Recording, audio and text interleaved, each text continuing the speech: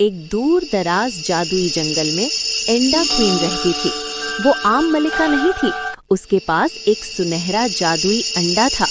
ये अंडा खुशी, रोशनी और उम्मीद की ताकत रखता था। जब भी कोई गमगीन होता, अंडा हल्की सी चमक दिखाता और सबके चेहरे पर मुस्कुराहट आ जाती। एक दिन आसमान से एक जादुई शहजादा जमीन पर आया। उसके पास नीली रोशनी वाली तलवार और दिल में नेकी थी। शहजादा बोला, ए एंडा क्वीन, तुम्हारा जंगल खतरे में है। एक स्याह जादूगर तुम्हारा सुनहरा अंडा चुराना चाहता है। एंडा क्वीन ने हिम्मत दिखाई। उसने अंडा अपने हाथ में लिया। अंडा जोर से चमका और जंगल में रोशनी फैल गई। शहजादे ने अपनी जादुई तलवार उठाई और दोनों ने मिलकर स्याह जादूगर का मुकाबला किया।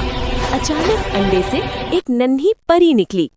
परी बोली, नेकी और दोस्ती सबसे बड़ी ताकत है।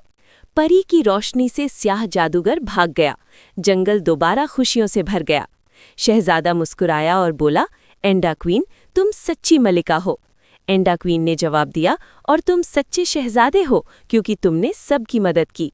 इस दिन के बाद एंडा क्वीन और जादुई शहजादा ने मिलकर जंगल की हिफाजत की और सुनहरा अंडा हमेशा खुशियों की रोशनी फैलाता रहा।